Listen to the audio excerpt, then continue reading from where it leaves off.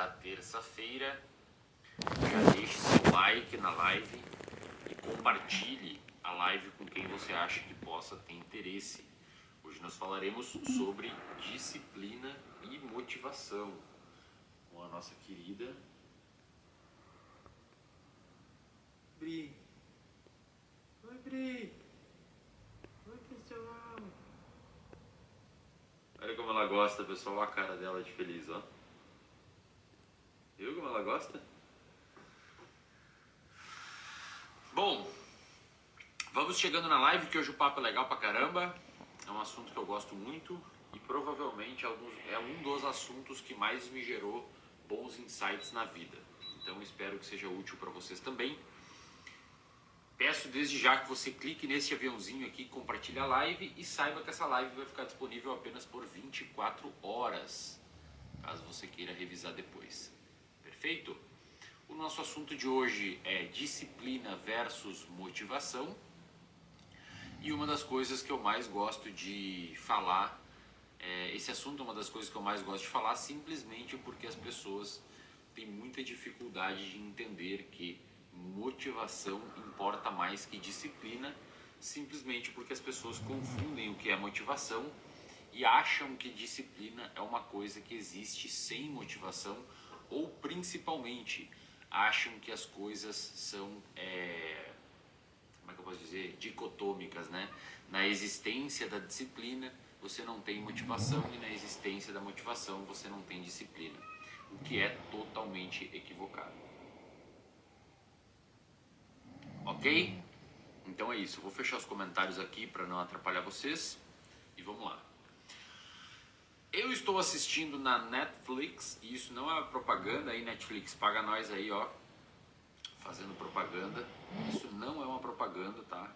Mas eu sugiro que vocês assistam, mas o que eu quero dizer é que eu não estou ganhando nada com isso.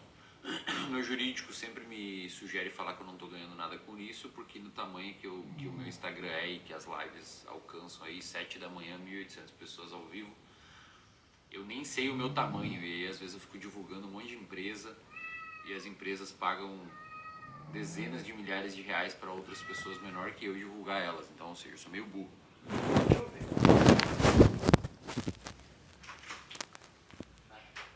Então, isso não é propaganda, vamos lá e assista, que é legal. Tá rolando no Netflix a segunda temporada do Tour de France. Tour de France, para quem não sabe, é uma competição de ciclismo, e eu vou usar essa competição de ciclismo como um pano de fundo aqui para tornar o assunto de hoje um pouco mais didático. O Tour de France, para quem não sabe, então, é uma competição, talvez a competição mais desafiadora do mundo. Ela ocorre, obviamente, na França. Se eu não me engano, tem 200 ou 200 e poucos ciclistas de elite convidados para participar do Tour de France. E é uma corrida que dura cerca de 21 dias. Uma corrida de bike que dura cerca de 21 dias, percorrendo uma rota aí de aproximadamente 3.000 quilômetros. Isso mesmo, 3.000 quilômetros. Não é que os competidores ficam o dia inteiro durante os 21 dias fazendo esses 3.000 quilômetros. É que eles ficam... E assim, pessoal, vocês precisam acompanhar a live até o final para você entender a lógica desse raciocínio. Então presta atenção aí no outro lado, tá? Não é que eles ficam os 21 dias percorrendo o dia inteiro de bike. Eles têm provas que ocorrem em cada dia, e em cada prova tem um determinado jeito de prova lá que esses ciclistas vão fazendo. Então eles se dividem em equipes. As equipes, elas são muito bem estruturadas, inclusive tem muita tecnologia, os caras andam com fonezinho, eles têm jeito específico de atacar o pelotão e tudo mais. Mas é uma prova muito desafiadora, afinal de contas tem dias que os caras rodam 200 km de bike, aí no outro dia é 180, no outro dia é 90 com muita altimetria, aí no outro dia um contra-relógio, aí no outro dia tem um sprinter. Então é uma competição muito desafiadora do ponto de vista físico. Por que eu estou explicando isso? Porque você que está aí no outro lado da tela e nunca se propôs a fazer um exercício físico organizado para se desafiar, você não sabe o quão difícil é isso. Eu não estou dizendo que você é burro por não saber, simplesmente você não se submeteu a um estilo de vida que gere empatia suficiente para saber como que um atleta de elite se comporta. Tá? Pega aí, sei lá, se você corre de forma amadora, decide aí nos próximos 6 meses tentar baixar, sei lá, fazer uns 5 km sub 20 minutos. Que nem é uma coisa de elite, tá?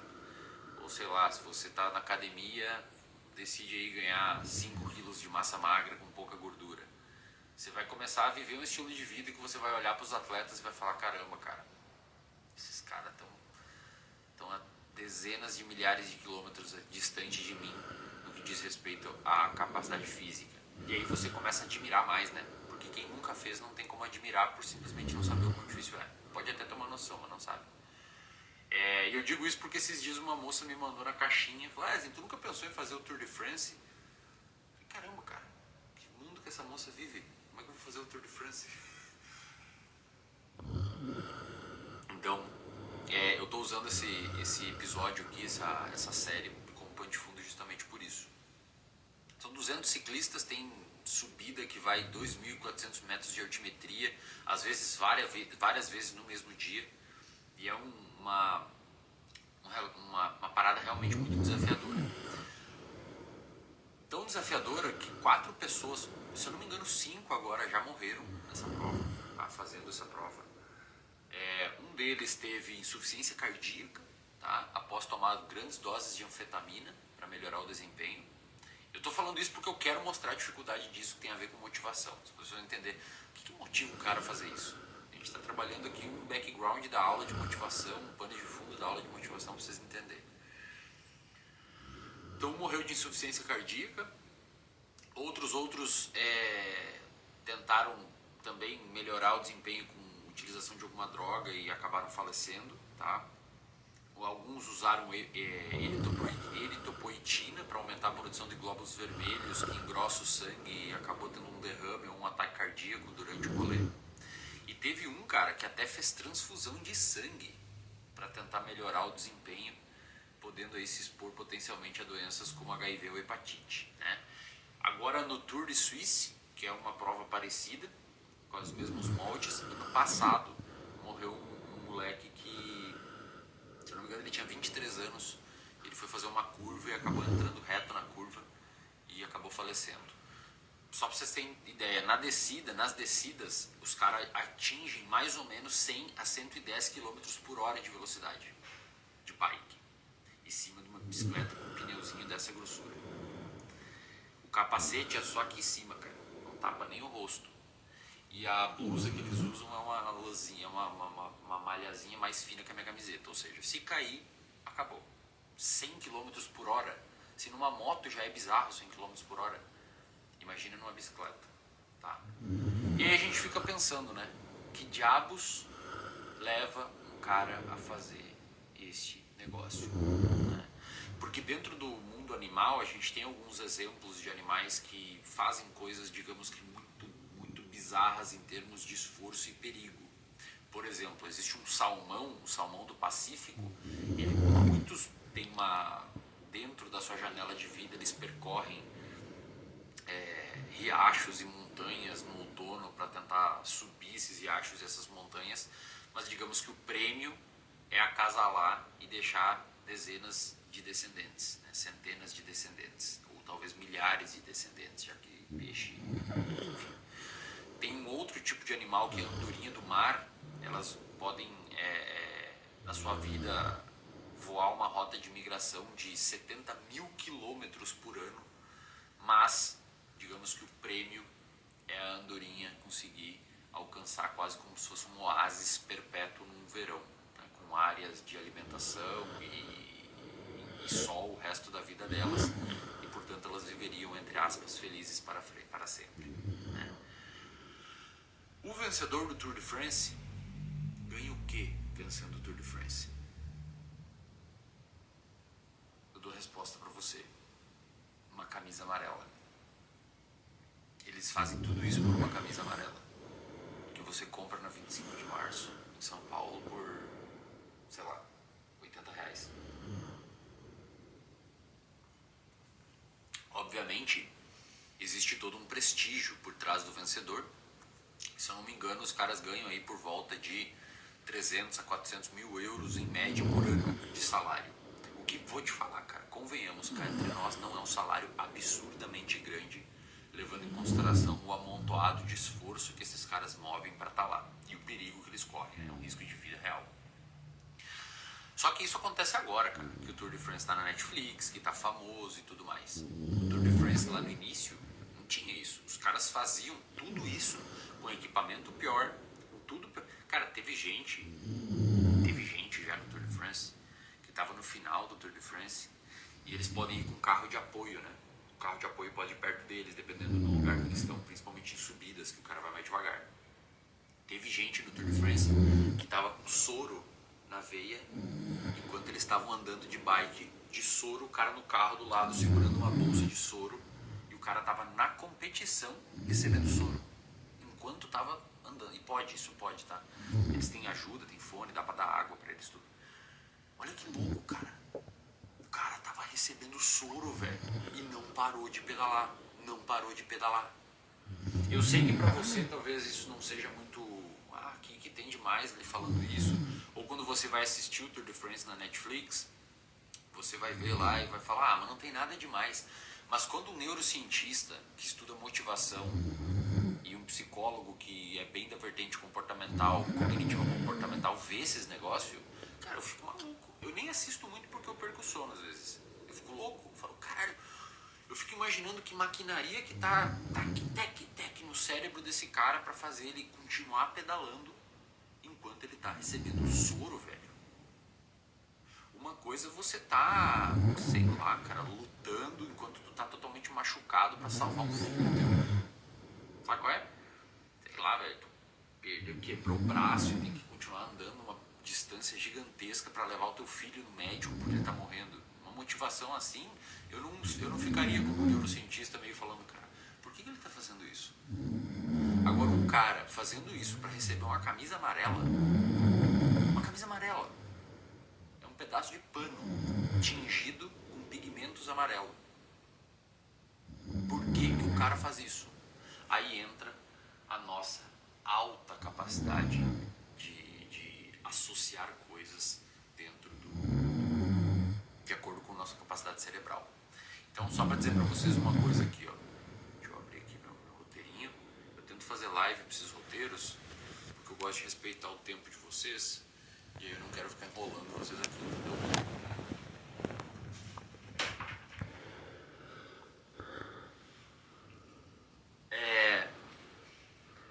A gente, como ser humano,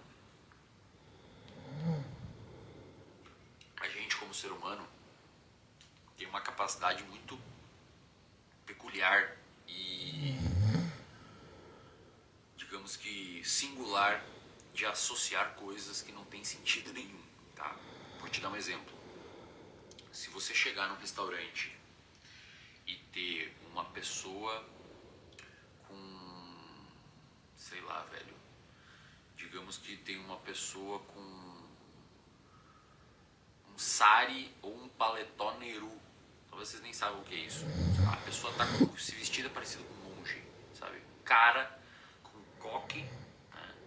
E uma barba por fazer e meio que vestida parecida com um monge.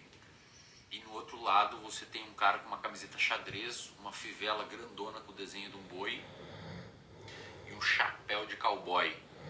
Se eu perguntar pra você, quem é o vegetariano? Quem que você responderia? Acho pouco provável que você diria que o vegetariano nessa circunstância é o vaqueiro com chapéu de cowboy, né?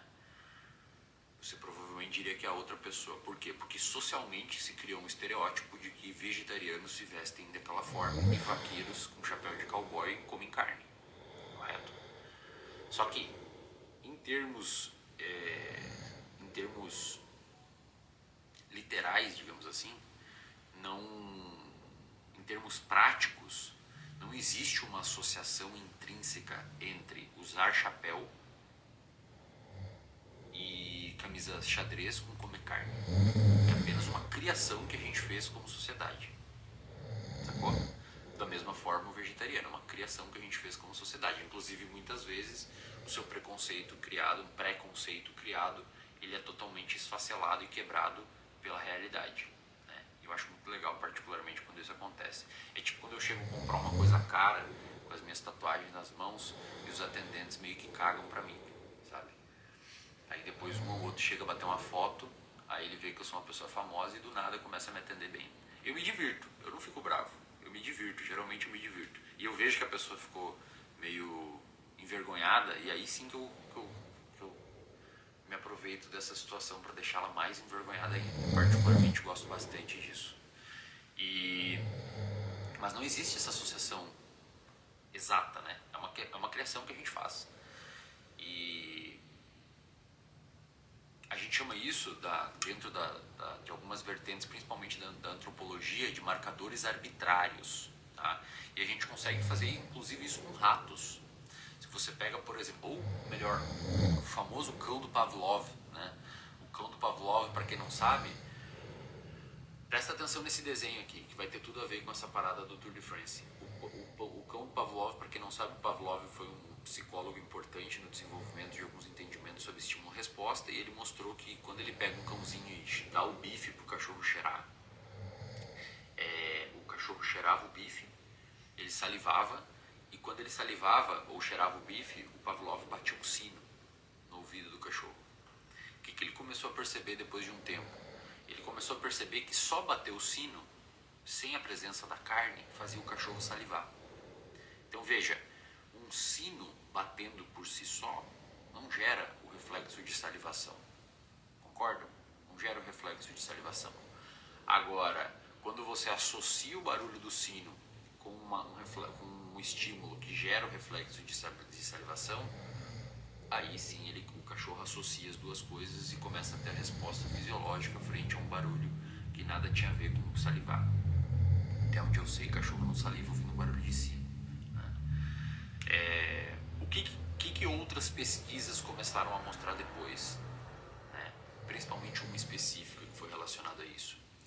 Ele começava, pelo fato do cachorro começar a salivar pelo barulho do sino e não mais pela carne, o sino começou a ser o estímulo que gerava a recompensa no animal.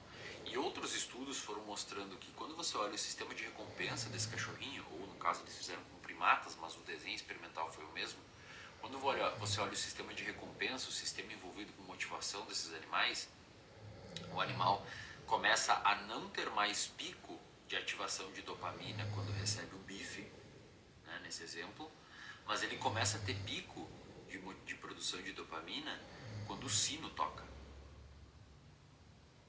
Então olha que louco, o sino antes ele era um significante, tipo, o sino meio que indicava que vem a carne. Agora o sino se transformou no significado. Ele se transforma, ele vai ganhando a capacidade própria de gerar recompensa, em vez de precisar da carne. Em outras palavras, o que a gente está dizendo aqui? Isso aqui é muito louco e explica muita coisa. Você não precisa mais, depois de um determinado período de associação e de aprendizado, você não precisa mais da necessidade do estímulo que realmente te gera recompensa. Basta você associar ele o suficiente que um sino, que não tem nada a ver com comer ou com o reflexo de comer ou um gosto, qualquer, é o sino, é um barulho, não é nenhuma coisa que tem gosto. É um barulho, é um outro estímulo, um estímulo sensorial que não tem nada a ver com comer. É um outro tipo de estímulo sensorial. E o cérebro do cachorro, do macaquinho, associa ele como recompensa e não mais a carne. Agora a gente traz isso para o cenário do Tour de France. O cara, depois de um determinado tempo, quando a sociedade cria um contexto onde a camisa amarela que eles ganham, e se você assistir a série você vai entender o rolê da camisa amarela, que quem ganha, ganha uma camisa amarela, e ela é tão desejada, a camisa amarela. A camisa amarela, ela é um pedaço de pano com pigmentos amarelados, só isso, cara. Não tem nada mais, é um pedaço de pano, ela não te esquenta mais, ela não te protege mais, ela não te dá superpoder, é um pedaço de pano. Se você pegar a camisa amarela e der pra sua tia, que não conhece o Tour de France, é capaz dela botar pra usar de pano pra varrer a casa. Um negócio muito difícil de conseguir, que poucas pessoas na história já conseguiram. Não sei se tem, sei lá, 100 pessoas que conseguiram essa camisa amarela na história. Por que um grupo de pessoas enquadra e leiloa essa camisa por milhões de dólares? E por que a sua tia passaria um pano? Passaria pano com a camisa? Porque se construiu um significado em cima dela que a sua tia não tem acesso. Veja, o produto é o mesmo, é como se fosse o sino. É só um pano, mas se construiu dentro da sociedade que aquele pano, principalmente nos grupos que têm acesso a esse conhecimento, é uma coisa muito mais valorosa do que de fato intrinsecamente é. Então a camisa, ela não se transformou mais, ela não é mais um significante, ela é o significado. A camisa é a recompensa. Isso vale também, pessoal, para bandeiras de países. Bandeiras de países, o que é uma bandeira de um país? É um tecido com cores específicas, distribuídos em formas geométricas específicas, mas que dependendo da forma como isso é construído dentro da cabeça das pessoas e a associação que isso é feito, a pessoa pode pegar uma arma e ir para uma guerra e morrer em prol de um tecido. Um tecido que tem uma série de valores envolvidos no plano. Esse é o poder da narrativa. Esse é o poder da construção de uma história em cima de um símbolo. Eu tenho certeza que se eu tatuar uma suástica nazista, vai dar um problemão. Mas intrinsecamente é um desenho. Só que existe todo um significado extremamente complexo em cima daquele desenho. Isso é feito para time de futebol, isso é feito para política, isso é feito para figuras específicas, isso é feito para um pedaço de ferro em volta do dedo. São significados que são construídos. E o nosso cérebro é muito bom em fazer isso. No mundo animal, até onde a gente sabe, o nosso cérebro é o que mais consegue fazer isso em camadas de complexidade diferentes. Um cachorro dificilmente vai conseguir associar todos os valores que a gente dá a uma bandeira ou uma camiseta amarela. Ele consegue com o sino, ou com alguma coisa um pouco mais, digamos que, instintiva. Mas a complexidade que a gente coloca em cima das coisas é muito maior. E o que isso tem a ver com motivação, né? E disciplina? Porque justamente essa capacidade de... eu fico imaginando um atleta do Tour de France seguir pedalando com soro na veia sem saber o que significa o Tour de France. Sem saber o que significa ter a camisa amarela. Sem saber que aquela camisa amarela potencialmente colocaria ele num lugar, sei lá, nos palácios dos reis do ciclismo. Então, isso pode ser muito bom, essa construção de significado que a sociedade faz, mas pode ser muito ruim. Eu gosto de usar isso para o meu bem. Por exemplo, eu nunca falei sobre isso, tem muita gente que me pede, mas cada tatuagem minha tem um significado. E um significado que é... eu lembro do significado e é uma forma que eu tenho de manter alguns valores. É quase como se fosse um balizador emocional. É muito louco isso, né? Eu nunca falei sobre isso porque, sei lá, é uma coisa meio pessoal. Quando eu... cara, sei lá, velho, quando eu saio pra correr, por exemplo, eu gosto de... sei lá, velho, escutar músicas que me motivem. Eu gosto de utilizar o chaveiro que eu uso na minha chave é um chaveiro que eu atrelei a ele uma sensação de paz. Então sempre que eu olho o chaveiro eu sinto um pouco de paz. Eu vou criando esses significados dentro da minha vida que vão me ajudando a ter eu tento utilizar esse sistema complexo que a gente tem a meu favor, né? E principalmente para me gerar motivação.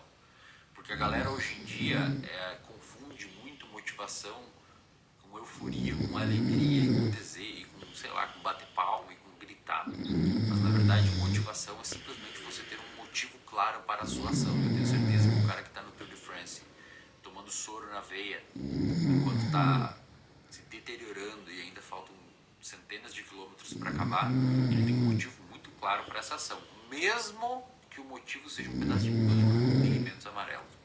É muito louco, né?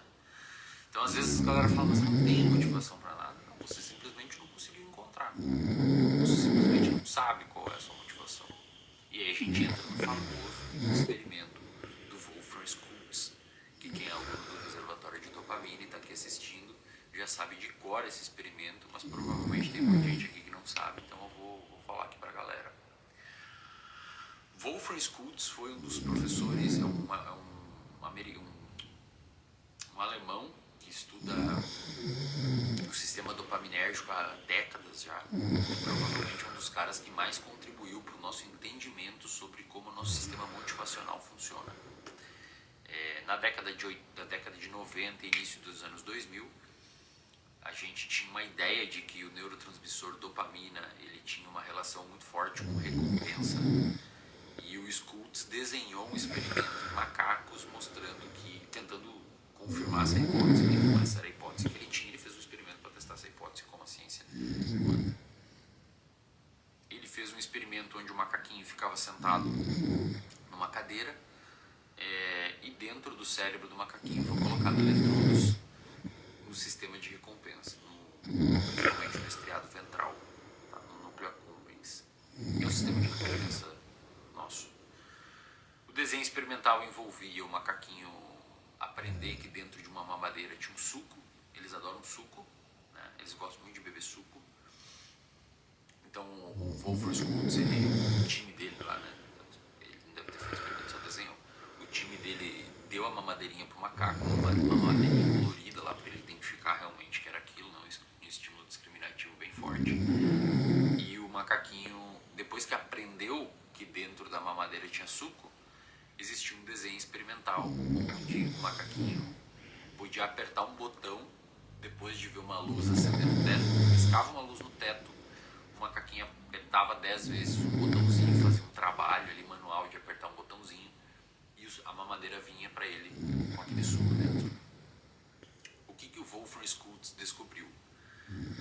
Pela lógica e pela hipótese que se tinha na época, o sistema dopaminérgico do animal deveria explodir de atividade quando o macaquinho tomasse o suco. Afinal de contas, se hipotetizava-se que a dopamina tinha a ver com recompensa. Logo, quando o animal recebeu a recompensa, que é o suco, deveria aumentar a produção de dopamina no cérebro dele, né? Porém, ele não viu isso. Tá? O Schultz viu que o cérebro do macaquinho explodiu de dopamina quando ele viu a luz acender no teto. Quando ele viu a luz acender no teto, houve um pico dopaminérgico gigantesco que fez com que o macaquinho apertasse o botão e aí viesse o suco. E quando ele tomou o suco, teve um pequeno aumento de dopamina, cerca de 20% do que aumentou quando ele viu a luz. Então, aí começou a se entender que dopamina não tem a ver com recompensa, mas tem a ver com motivação. É bem diferente as duas coisas. Quando chega a recompensa, existe a dopamina está envolvida, só que muito menos. A principal função dela é motivação. Outros experimentos diferentes confirmaram esse achado. Por exemplo, se você bota um roedor, um rato, frente a duas mamadeirinhas, uma com água com açúcar e outra com água normal, o animal tende a tomar mais água com açúcar, porque é palatável, né? É gostoso. Se você depleta os neurônios dopaminérgicos desse animal e você bota ele ali na frente das duas mamadeirinhas, ele segue tomando água com açúcar. Agora, se você depleta, não tem mais dopamina no cérebro do animal. Se você, principalmente nas vias de recompensa, se você bota ele 10 centímetros da mamadeira, ele não busca recompensa. Ou seja, ele ainda opta pelo açúcar, mesmo não tendo dopamina, mas ele tem que estar no lado. Se ele precisar caminhar, fazer um trabalho para obter a recompensa, ou seja, ter motivação para ir lá buscar, ele não vai. Então hoje já se entende na literatura neurocientífica que dopamina tem muito a ver com recompensa, com motivação e não necessariamente com recompensa, embora esteja envolvido. Ok? Só que qual que é a parada desse estudo do Schultz, do macaquinho lá? Qual que é a parada? 3 coisas importantes. Primeiro,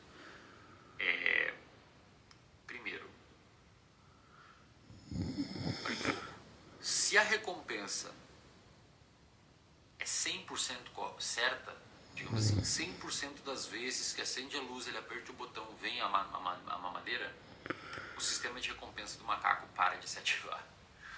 Para de ficar com dopamina alta. Depois eu explico por quê. Segundo, se ele trabalha e o suco vem até ele, e dentro da mamadeira, em vez de ter suco, ter água, o sistema de recompensa dele não só fica flat, sem se ativar, mas como ele é inibido. Entendeu? Ele inibe. Não é só que ele fica como estava no basal, mas ele se desliga mais ainda.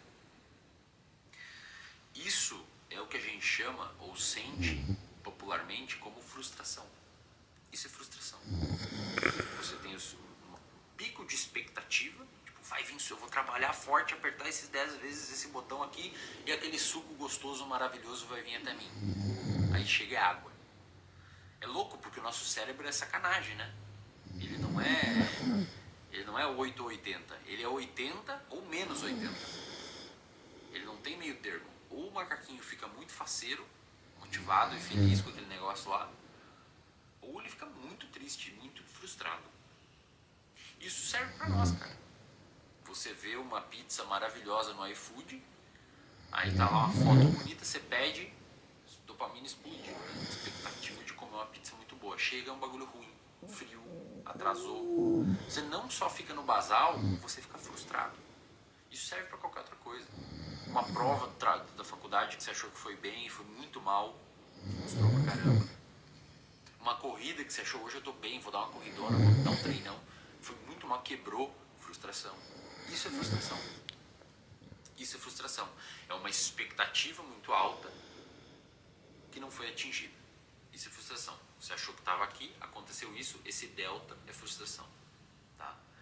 E um terceiro ponto, e mais importante de todos, depois eu volto no primeiro, é que, e é isso que eu quero que você leve para sua vida, velho, é que se o macaquinho não souber o que tem dentro da mamadeira, ou seja, se o professor lá não mostrar para ele que tem suco, ele não aperta o botão.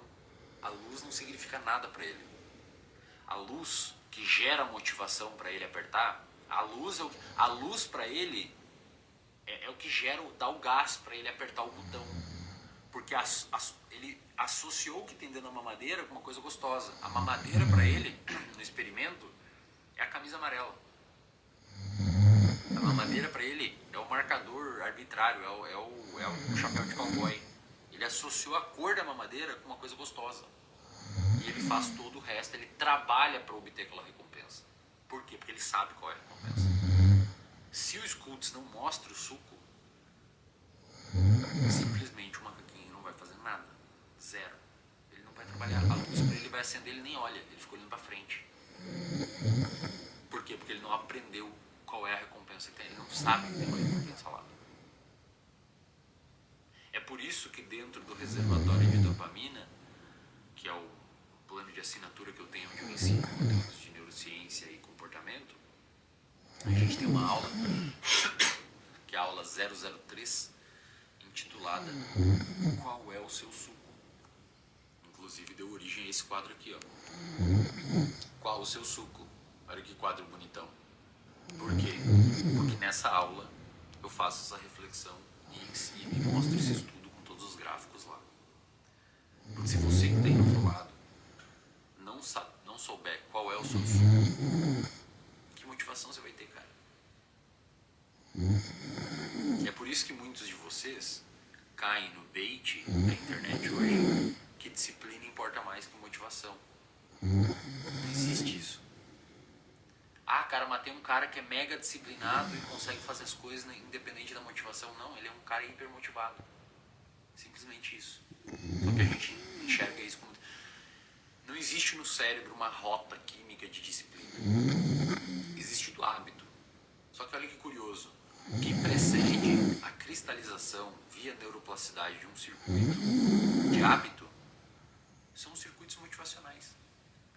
É quase como se a disciplina fosse a concretização da motivação. Mas não existe motivação, não existe disciplina sem motivação. A motivação é um caminho, é uma condição para existir disciplina.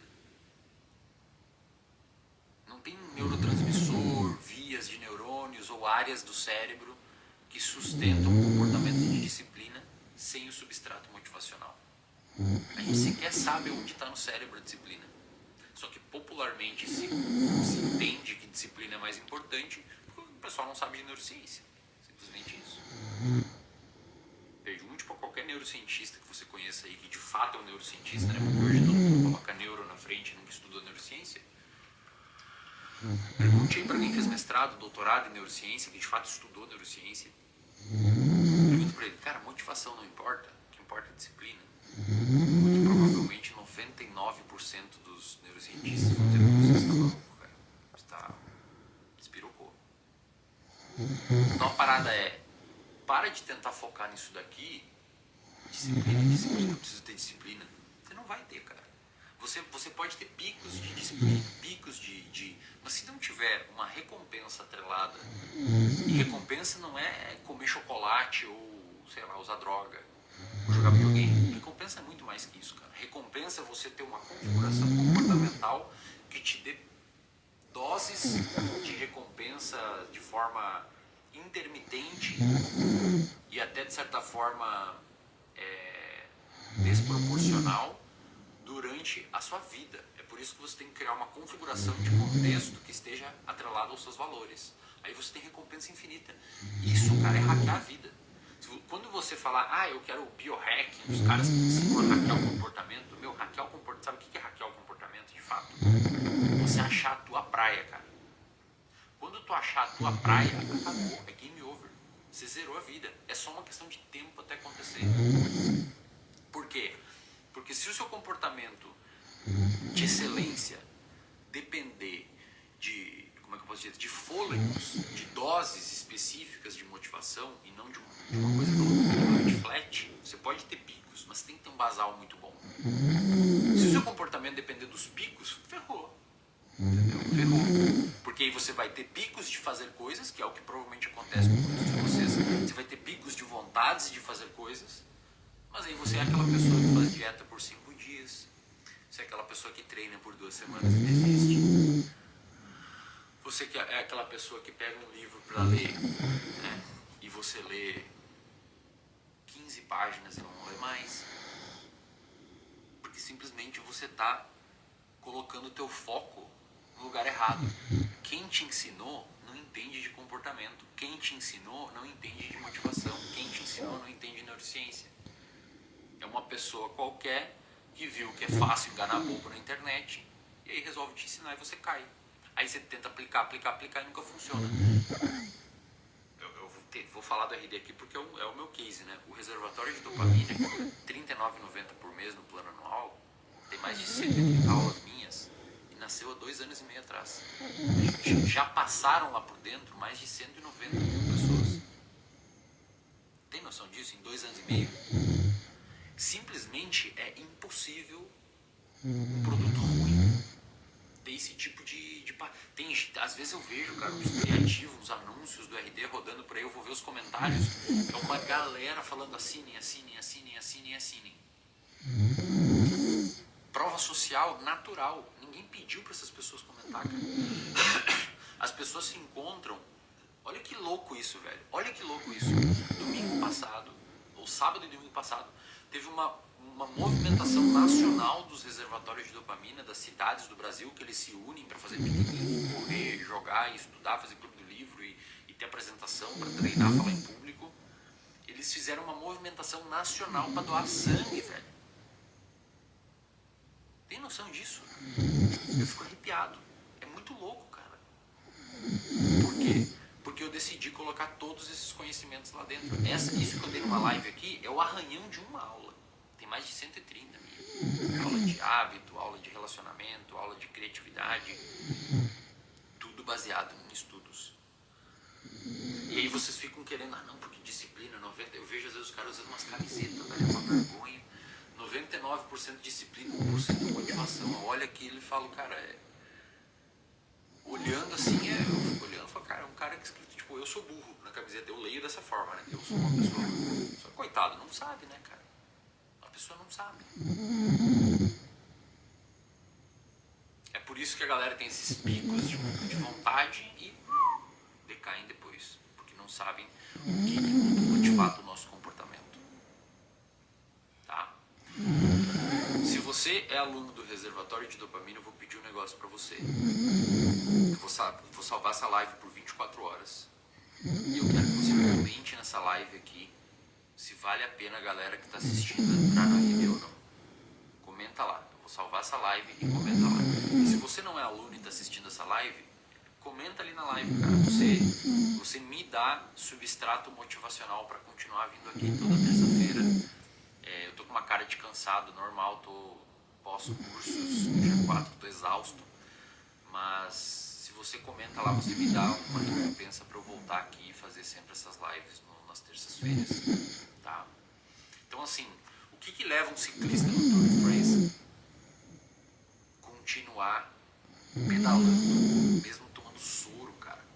Teve que acho que foi na primeira temporada no Netflix, o cara é um sprinter, né? Que no final eles fazem lá todo um negócio, andam 180 km, 190 km. Aí a equipe cerca o sprinter para ele ficar no vácuo, pegar menos vento. Portanto, ele tem que colocar menos potência no pedal, consegue descansar mesmo andando durante 180 km, é muito louco. Aí no final, nos últimos 2 km, eles abrem eles estão cercando o sprinter, né? Ele está aqui no meio. Eles abrem isso e o sprinter dá um ataque, sai pedalando com muita força. Esse sprinter, no ano retrasado, que foi ao ar ano passado, ele se apertou lá no final e o cara deu de cara numa placa. Ele quebrou toda a cara. Ele quebrou toda a cara. Dente, boca, nariz afundou, ele quebrou. Inclusive tu olha o rosto dele hoje, tá todo desconfigurado. E ele continua lá, velho.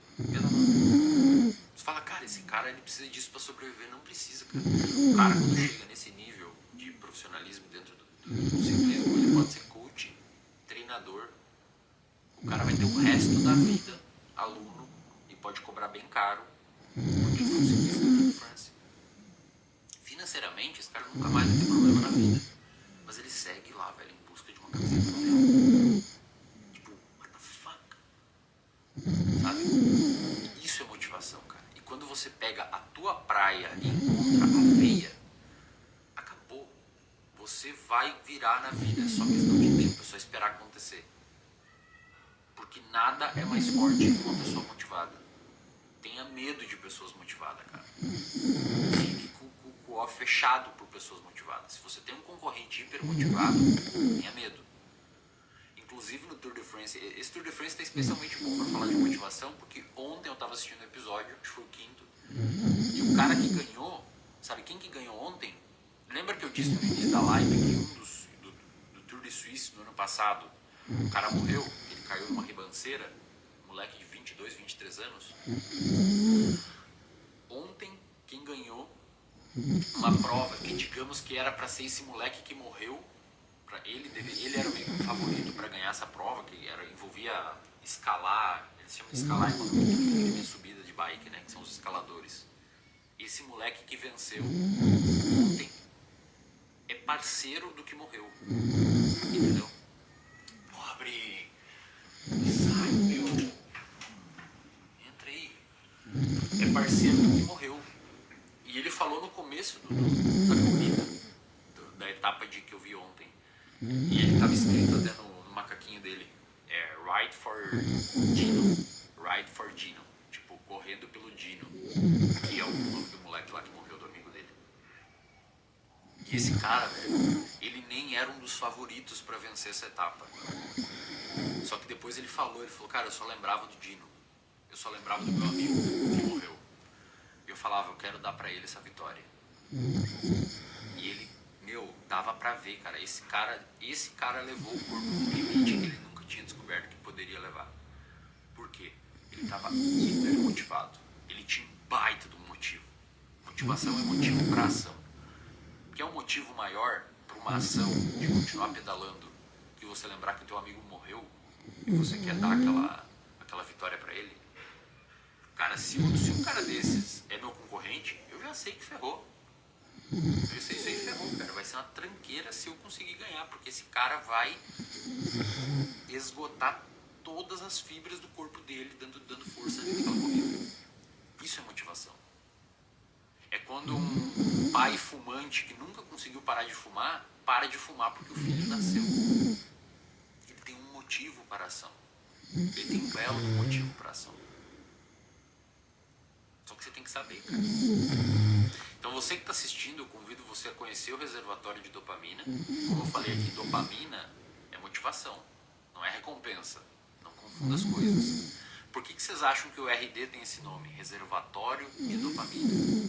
Porque você entra lá, assiste às aulas e aquilo ali é um reservatório de motivação. Entendeu o nome? É um reservatório de motivação. Por isso o nome é reservatório de dopamina. Ali dentro você encontra motivação. Em forma de conteúdo, em forma de conteúdo com base em evidências. Então se você não conhece o RD e você não sabe qual é o seu suco, entre no RD e eu vou te dar duas missões. Primeiro, você vai assistir a aula 003, que é a aula intitulada Qual é o seu suco? Essa aula está há 2 anos e meio nas mais vistas do RD. Todo mês ela bate em alta, todo mês ela está mais vista. A aula 003, Qual é o seu suco? E depois, anota aí, tá? Você vai assistir a aula 021, que é Como recompensar o processo. Aula 003, aula 021. Anota aí, aula 003, aula 021. A aula de como recompensar o processo, eu tento ensinar como botar essa lógica do qual é o seu suco dentro do processo da tua vida, dentro da sua rotina. Em vez de você precisar ficar mirando em motivações lá longe, por exemplo, eu faço concurso, cara, tá longe a prova, meu suco é a prova. Aí o recompensar o processo tenta quebrar essa lógica para você estruturar ela dentro da sua rotina e dentro do seu dia a dia. É a aula 021, como recompensar o processo. Depois que você assistiu a aula 021, você vai assistir a aula 124, tá? 124, que é a aula intitulada Seu foco deve estar em 20% das coisas para gerar 80% dos resultados, que é a regra de Pareto. Então assim, são essas 3 aulas para você começar. 003, 021 e 124, tá? Porque na aula 003 eu te ensino a lógica de você ficar motivado, realmente motivado, sem essas bullshitagens que dá parabéns pro sol quando você acorda.